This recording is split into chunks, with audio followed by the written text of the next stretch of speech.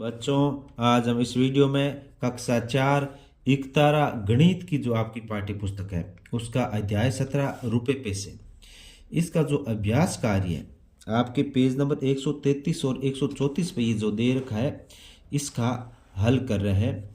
इसके प्रत्येक प्रश्न का उत्तर आपको लिखकर बताएंगे। शुरुआत करते हैं इस अभ्यास कार्य को हल करना। देखिए क्वेश्चन नंबर 1, देवराज और शुभम के पिताजी ने देवराज को 300 रुपये 85 पैसे और शुभम को 450 रुपये 50 पैसे दिए। बताइए पिताजी ने दोनों को कुल कितने रुपए दिए। तो देखिए इसका उत्तर प्रश्न नंबर 1, देवराज को रुपए दिए। देवराज को रुपए दिए 300 रुपये और 85 पैसे ये दिए। अब शुभम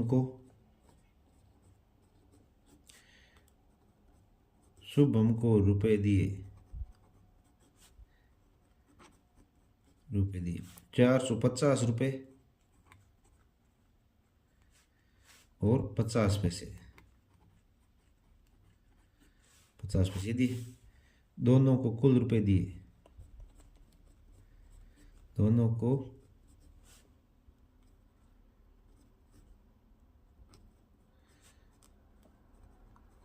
कुल रुपए दिए। इसके लिए हम योग कर लेंगे। इनका क्या कर लेंगे? योग कर देंगे।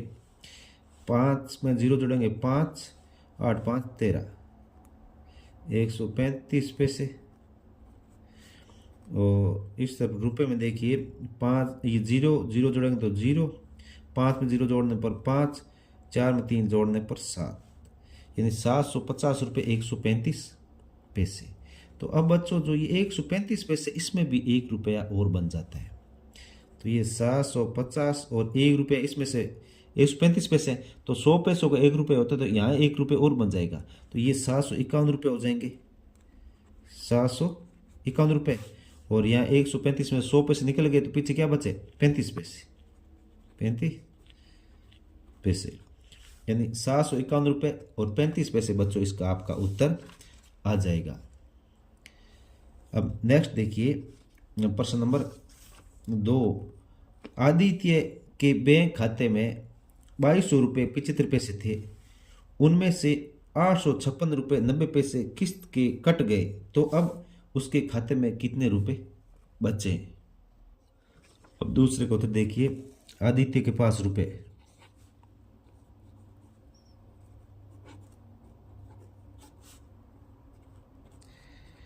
के पास रुपए 2200 रुपये और 75 पैसे किस्त के कट गए। किस्त के कट गए 856 रुपये और 90 पैसे। 90 पैसे शेष रुपये, शेष बचे रुपये ये पता करना है। तो ये जो 2275 पैसे है, 2200 रुपये और 75 पैसे है, उसमें से 856 रुपये और 90 पैसे हम इसमें से घटाएंगे। तो बच्चों अब देखिए, ये जो 90 पैसे हैं इसमें से नहीं 75 पैसे हैं, उसमें से 90 पैसे घटते नहीं है, तो इधर से क्या लेना पड़ेगा? उधार। तो यहाँ बच्चों क्या है कि रुपए, यहाँ क्या है? रुपए। तो इन रुपए में से एक इधर उधार देंगे तो यहाँ क्या आ जाएगा? पैसे के रूप में आएगा, तो 100 पैसे आएंगे। कितना आएंगे? 100 पैसे। 2200 रुपये, तो इधर से उधार लेने का मतलब यह है कि 1 रुपया उधार लिया, और 1 रुपया उधार लेने का मतलब पैसे के कितने हो जाएंगे? 100 पैसे हो जाएंगे। तो 100 ये पैसे और ये 75 जुड़ के यहाँ कितना हो जाएगा? 175 हो जाएगा। यहाँ कितना हो जाएगा? 175 हो जाएगा। ये जो 75 है इसकी जगह कितना हो जाएगा? 175 हो जाएगा। और यहाँ जो 2200 है, जो ये 2200 है, एक उधार दे दिया तो यहाँ बच्चों कितना हो गया? यहाँ हो गया 2199, 2199 हो जाएगा। ये समझाने के लिए बच्चों आप डायरेक्ट के दिमाग में रखना कि एक इधर उधर उधार दिया है। अब 175 पैसे उसमें से 90 पैसे घटाएंगे तो ये बच्चों आपके आएगा 85 पैसे, 85 पैसे। और 2199 रुपये उसमें से 856 घटाएंगे तो ये 1343 आ जाएगा, 1343 रुपये आ जाएगा। यानी 1343 रुपये और 85 पैसे उसमें शेष बचे थे। अब इसका प्रश्न नंबर 3 देखिए, 1 दर्जन फुटबॉल का मूल्य 5,760 रुपये, तो एक फुटबॉल का मूल्य कितना होगा? इसका उत्तर देखिए, 1 दर्जन अर्थात 12 फुटबॉलों का मूल्य, यानी 1 दर्जन फुटबॉल का मूल्य कितने थे? 5,760 रुपये। अब 1 दर्जन का अर्थ क्या हो गया? 12 फुटबॉल, यानी 12 फुटबॉल का मूल्य 5,760 रुपये हो गए। तो एक फुटबॉल का मूल्य, एक फुटबॉल का मूल्य, तो हम 12 का भाग देंगे 5,760, 5,760 में 12 का भाग देंगे। तो देखिए 12 का टेबल 4 बार बोलेंगे तो कितना आ जाएगा? 48 आ जाएगा, 48। 57 में से 48 घटाएंगे तो ये बच्चों 9 आ जाएगा और ऊपर से 6 यहाँ उतर जाएगा। अब 12 का टेबल 8 बार बोलेंगे तो क्या आएगा? 96 आ गया। और इसमें 96 में से 96 घटाया तो ये क्या आ गया? 00 आ गया। अब बच्चों ऊपर का 0 है ये भी यहाँ उतरेगा, लेकिन आगे क्या है? 0 का आगे कोई संख्या नहीं है तो ये लास्ट में 0, तो इसके जगह 1 0 यहाँ पर भी लगा देंगे, क्योंकि आगे कोई संख्या नहीं है। तो ये 0 यहाँ उतरा तो इसका 1 0 और यहाँ लगा देंगे। तो ये बच्चों हमारा क्या हो जाएगा? उत्तर हो गया 480 रुपये। यानी एक फुटबॉल का मूल्य, एक फुटबॉल का मूल्य 480 रुपये। एक फुटबॉल का मूल्य कितना हो गया? 480 रुपये हो जाएगा। अब इसके बाद देखिए बच्चों, दी गई जादुई पहेली के रिक्त स्थान की पूर्ति कीजिए। रिक्त स्थान की पूर्ति करनी है। तो ये देखिए जादुई पहेली में बच्चों अब ऐसे हम इनका योग करेंगे। जादुई पहेली में क्या होता है? कैसे भी ऐसे योग करें, ऐसे योग करें, ऐसे योग करें, तो संख्या का उत्तर क्या आना चाहिए? सेम आना चाहिए। तो यहाँ पे देखिए 11 और 8 19, 19 और 5 24, यानी ऐसे योग करने पर 24 हो रहा है। और इधर भी देखिए 7 8 15, 15 9 24 हो रहा है, यानी इधर भी योग करने पर 24 आ रहा है। तो यहाँ पर भी क्या हमें 24 करना है। क्या करना है? 24। तो 11 यहाँ पे है और 11 और 7 18 हो गए। और 18 में हम कितना जोड़े कि 24 हो जाए? तो 6 जोड़ेंगे। क्या जोड़ेंगे? 6। तो 6 रुपये जोड़ेंगे तो ये क्या होगा? 24 हो जाए। ये आर जो आगे ये दे रखा ना ऐसा बच्चों, ये रुपये का निशान है। अब देखिए यहाँ पे देखिए 8 और 6 14, 14 में हम कितना जोड़ेंगे? 24 हो जाए। कितना जोड़ेंगे? 10। ये 24 हो गया। इधर भी देखिए 10 और 9 19, 19 और 5 24 हो रहे हैं। और अब देखिए ऐसे 7 और 5 कितना हो रहा है? 12। और 12 में कितना जोड़ेंगे? 24 हो जाए। तो 12 में 12 और जोड़ेंगे तो 24 हो जाएगा। तो यहाँ आ जाएगा 12, यहाँ आ जाएगा 12। यहाँ देखिए 12 और 8 20 हो गए। अब कितना जोड़ेंगे? 24 हो जाए। तो 4 जोड़ेंगे तो 24 हो जाएगा। और ऐसे भी देख लीजिए 11 9 20, 20 और 4 24। तो यहाँ पे 12, यहाँ पे 10, यहाँ पे 4 और यहाँ पे 6, इसका उत्तर आ जाएगा। अब प्रश्न नंबर 5 को देखिए, हल कीजिए। इनको हल करना है। देखिए पैसे जोड़ेंगे, ये 5 में 0 जोड़ेंगे 5 और 7 में 4 जोड़ेंगे 11, 11। और फिर इधर रुपये में 4 3 7 और 2 और 1 3, यानी 37 रुपये और 115 पैसे हो रहे हैं। तो बच्चों अब 115 पैसे में से 1 रुपये यहाँ और बन जाएगा यहाँ, क्योंकि 100 पैसे को 1 रुपये बनता है, ये 115 है तो 1 रुपये यहाँ से इसमें जुड़ जाएगा। तो टोटल कितना हो गया? 38 रुपये और 15 पैसे, 15 पैसे इसका उत्तर आ जाएगा। अब इस इधर भी देखिए 5 में 0 जोड़ेंगे तो 5, फिर 5 में 0 जोड़ा 5, ये 55 पैसे। और यहाँ पे रुपए देखिए 3 2 5, 4 3 7, 3 1 4, यानी 475 रुपये और 55 पैसे यहाँ का उत्तर आपका आ जाएगा। ऐसे लिख दीजिए। फिर इसका तीसरा देख लीजिए, इसमें घटाना है। देखिए 0 में से 0 घटाया 0, 9 में से 3 घटाया 6, 7 में से 4 घटाएंगे 3 और 6 में से 3 घटाएंगे 3, यानी 33 रुपये और 60 पैसे इसका उत्तर बच्चों आ जाएगा। और इस प्रकार इसमें देख लीजिए। अब थोड़ा सा यहाँ पे ध्यान रखना है कि जैसे ये 10 पैसे, इसमें से 65 पैसे घटेंगे नहीं तो इधर से उधार लेंगे, तो यहाँ 330 में से एक इधर उधार दे तो यहाँ पे क्या बचे, यहाँ पे बच जाएंगे 329, और यहाँ पे क्या आएगी, अब 1 रुपये इधर उधर आया तो इसका मतलब पैसे आ गए, तो 100 पैसे और ये 10 ये जुड़ के यहाँ पे कितना होगा 110 पैसे, यहाँ पे कितना हो जाएगा 110 पैसे।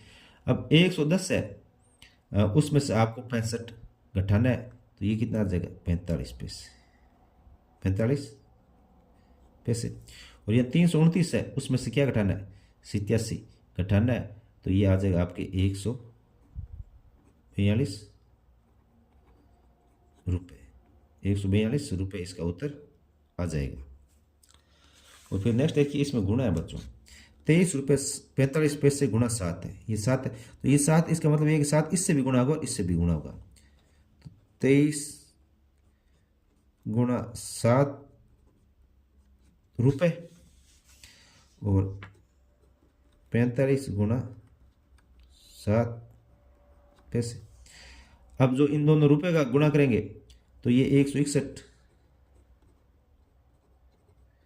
रुपये और 45 को 7 से गुणा करेंगे तो ये आ गया 315 पैसे।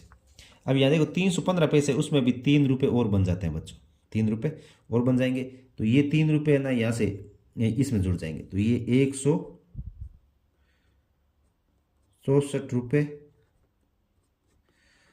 और 15 पैसे बच्चों इसका उत्तर आ जाएगा। अब नेक्स्ट देखिए, इसमें 5 से गुणा करना है तो 120 गुणा 5 रुपये और फिर 17 गुणा 5 पैसे। 120 को 5 से गुणा करेंगे तो बच्चों ये आ जाएगा आपका 600 रुपये, 17 को 5 से गुणा करेंगे तो ये बच्चों आ जाएगा आपके 85 पैसे। तो इसमें तो ये पूरा रुपये बन नहीं रहा है, 100 पैसे होते तब बनता, तो इसमें कोई चेंज नहीं करना, यही आएगा 600 रुपये और 85 पैसे। अब प्रश्न नंबर 6 देखिए, खुशी घर का सामान खरीदने बाजार गई, उसने दुकान से सामान खरीदा और मूल्य सूची देकर अपना हिसाब भी लगाया। उसकी दादी ने उसे 500 रुपये के 4 नोट दिए, यानी 500 रुपये के 4 नोट मतलब कितना हो गए 2000 रुपये। पता लगाए कि खुशी का सामान 2000 रुपये में आ जाएगा या नहीं।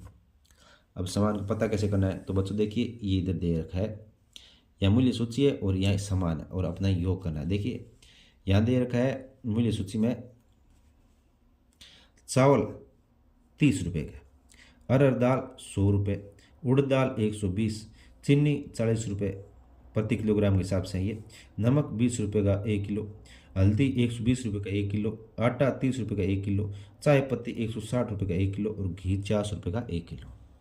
अब दादी ने ये लिस्ट दी है और इसी के अनुसार आपको पता लगाना कितने कितने रुपए का सामान आया। देखिए 1 किलो घी लेके आना है तो घी की देखिए 400 रुपये 1 किलो के, तो कितना रुपये लगे यहाँ घी के 400 रुपये। अब फिर चावल है 3 किलो चावल लेके आना है और चावल का मूल्य यहाँ देख लीजिए 30 रुपये, तो 30 को 3 से गुणा करेंगे, ये 30 है तो 30 को 3 से गुणा करेंगे तो ये कितना आ जाएगा बच्चों आपके, 30 को 3 से गुणा करने पर ये 90 रुपये आ जाएगा। कितने 90। यहाँ 400 रुपये किलो घी था और 1 किलो चाहिए तो 1 से गुणा किया तो ये 400 रुपये, 30 को 3 से गुणा किया 90। अब 500 ग्राम अरहर दाल, अरहर दाल देखिए अरहर दाल 100 रुपये किलो है, 100 रुपये किलो तो आधा किलो का कितना हो जाएगा, आधा किलो का 50, यानी आधा किलो लेनी है और इसको हम 100 से गुणा करेंगे तो इसे कटेगा तो ये 50 आ जाएगा, यानी कितना आ गया 50 रुपये। 50 रुपये की अरहर की दाल आएगी। अब 4 किलो चीनी, चीनी देखिए क्या है 40 रुपये किलो है, चीनी 40 रुपये किलो है और 4 किलो चीनी लेनी है तो ये कितना हो जाएगा, ये 160 रुपये हो जाएगी, 160 रुपये। फिर 2 किलोग्राम नमक, नमक देखिए 20 रुपये किलो है, तो 2 किलोग्राम के 20 गुणा 2 यानी 40 रुपये हो जाएंगे। और उसके बाद बच्चों आपका दे रखा है 1 किलो उड़द दाल। अब उड़द दाल है वो 120 रुपये किलो है, तो 120 गुणा 1 कितना होगा, 120 रुपये ही होगा। उसके बाद बच्चों हल्दी, उसके बाद क्या लेना है 250 ग्राम हल्दी है, 250 ग्राम यानी पाव हल्दी लेनी है। और यहाँ पे हल्दी का भाव 120 है, पाव कितना होता है 1/4 होता है, इसको 120 से गुणा करेंगे। देखिए 4 के टेबल 12 तक बोलेंगे तो 3 बार यानी 30 रुपये की ये आ जाएगा, कितना आ जाएगा 30 रुपये का। और फिर 5 किलोग्राम आटा, अब आटा देखिए 30 रुपये किलो है, तो 30 रुपये के हिसाब से 5 किलो का कितना हो जाएगा 150 रुपये, 150 रुपये ये आगे लिख रखे हैं बच्चों को। और फिर 250 ग्राम चाय पत्ती, 1 किलो की 160 है तो 250 ग्राम यानी पाव 1/4 गुणा चाय पत्ती 160, तो ये कितने रुपए की आ जाएगी, ये आपके आ जाएगी 40 रुपये की, 40 रुपये की आ जाएगी। अब बच्चों इनका योग करना है, इनका योग करेंगे तो बच्चों ये आपके आ जाएगा 1080 रुपये, 1080 रुपये। तो इसने देखिए कि पता लगे कि सामान 2000 रुपये में आएगा या नहीं, तो ये सामान 2000 रुपये में आ जाएगा, सामान क्या आ जाएगा 2000 रुपये में आ जाएगा। तो हाँ सामान 2000 रुपये में आ जाएगा। तो हमें इसको देखिए लिखते हैं हल, इसका दूसरे में लिख लेते हैं बच्चों, यहीं पे इसका उत्तर लिखते हैं हाँ खुशी का सामान 2000 रुपये में आ जाएगा, आ जाएगा। पहला तो ये था, यहाँ पे पूछा गया था आएगा नहीं आएगा, तो हाँ आ जाएगा। अब इसके बाद बच्चों वो उसका उत्तर था। अब यहाँ इसका उत्तर देखिए, खुशी ने कुल कितने रुपए का सामान खरीदा और उसके पास कितने रुपए शेष बचे। तो खुशी ने 1080 रुपये, 1080 रुपये का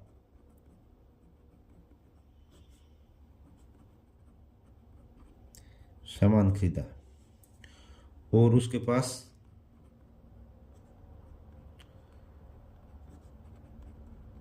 और उसके पास कितने रुपए बचे, ये 2000 थे टोटल, 2000 उसमें से 1080 का सामान खरीद दिया, तो उसके बाद कितने बचे 2000 में से 180 घटाएंगे तो बच्चों ये आपका उत्तर आ जाएगा 920 रुपये। उसके पास 920 रुपये बचे, ये बच गए। अब इसका नेक्स्ट देखिए, पता लगे कि क्या खुशी सही कह रही है, सत्य या असत्य लिखकर बताइए। तो पहले देखिए, घी और आटा दोनों की कीमत मिलाकर 500 रुपये से अधिक है, घी और आटा की। तो देखिए जो घी आया था वो आया था देखिए 400 रुपये का, और आटा आया था आप उसके 150 का, यानी 400 और 150 कितने हो गए 550 हो गए। तो ये सत्य 500 से ज़्यादा का है, तो ये बच्चों पहला सत्य हो गया, ये 500 से ज़्यादा का है। फिर दूसरा, 1 किलोग्राम घी और 1 किलोग्राम चाय पत्ती से 60 रुपये महंगा, यानी 1 किलोग्राम घी है वो जो 1 किलोग्राम चाय पत्ती उससे 60 रुपये महंगा है। तो ये बच्चों ये गलत है, जो चाय पत्ती वो तो 160 रुपये किलो और घी कितना है, घी 400 रुपये किलो है, तो इसमें बहुत ज़्यादा अंतर हो गया। तो ये दूसरा क्या हो जाएगा, ये हो जाएगा असत्य, दूसरा हो जाएगा असत्य। और फिर तीसरा देखिए, 3 किलोग्राम चीनी और 1 किलोग्राम हल्दी की कीमत किसके बराबर है, यानी 3 किलोग्राम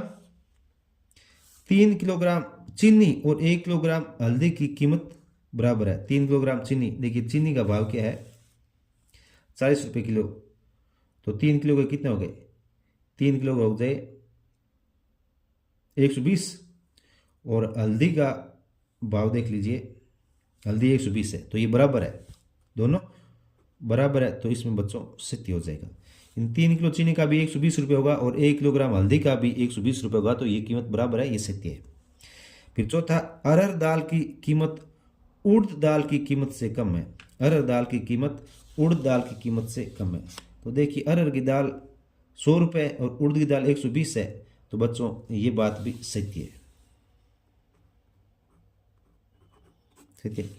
फिर देखिए चीनी की कीमत हल्दी से कम है। चीनी की कीमत हल्दी से कम है, तो चीनी की कीमत 40 है और हल्दी 120 है, तो ये भी सत्य है बच्चों, ये भी सत्य है। इसी के साथ बच्चों आपका जो ये अभ्यास कार्य था ये कंप्लीट हो चुका है। वीडियो को लाइक और शेयर करें। धन्यवाद।